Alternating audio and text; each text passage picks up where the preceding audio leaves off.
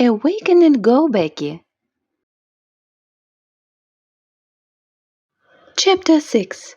February. Something strange is happening. Good morning, my dear listener. Yesterday, I forgot to tell you about my worshipper. At least I hope so. The situation developed in that way. For the first time, I received a strange message from the number of that unfamiliar person who annoyed me with the silent calls and whom I called a fraud. The message said, "The eyes of love can see beauty and no more." I was shocked and didn't know what to do, so immediately I wrote a message in our girls' chat. All of the girls were astonished, but their reaction varied. I told you that the silent one was a worshipper fellow. He was shy for such a long time to message you, but you, Becky, always tried to persuade everyone in some frauds and collectors. Helen replied with a winner vibe. Frankly speaking, nothing is clear now. This phrase is about love for sure, but we can't be certain if it's said directly about you, Becky. That's the question. Catherine typed, being full of malicious joy. I was a bit confused with her reaction, as she never in her life behaved in such a cobra's way that was more typical for Helen, and that was strange.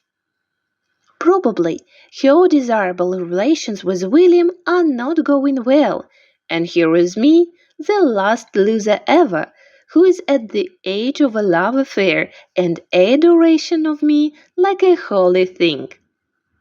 As for me, girls, I'm a bit afraid. Sue continued our guest talk. For half a year, someone has been harassing you with silent calls on a daily basis, and now he wants to message you. Don't you think that he will load your phone with tons of messages that will do the situation even worse? If any guy wants to communicate with you normally and have any love relations, that's not the suitable way to do it.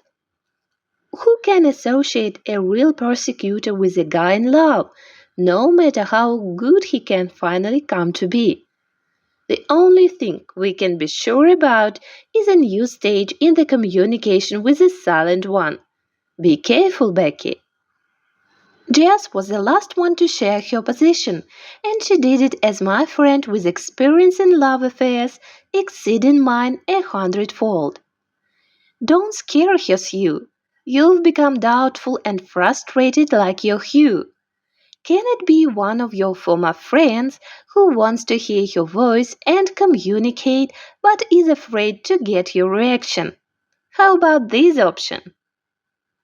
It's Tom, Jason, Richard.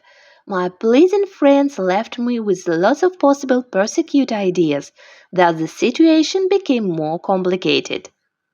To cut it short, just call him. Sue summed it up. No thanks, I'm afraid to do it. And why should I call him? I rebelled. I'd better message him with, "Who are you?" Do you really think that he will answer you since 6 months of silence? Catherine doubted. He was the first one to escalate your relations, so just do it. Helen replied immediately after Catherine. I typed this short message with trembling hands and pressed the button to send it. Silence. The message was read and no answer was received. So, okay, I need to wait for next flow rate when the silent one will contact me again. May it be tomorrow?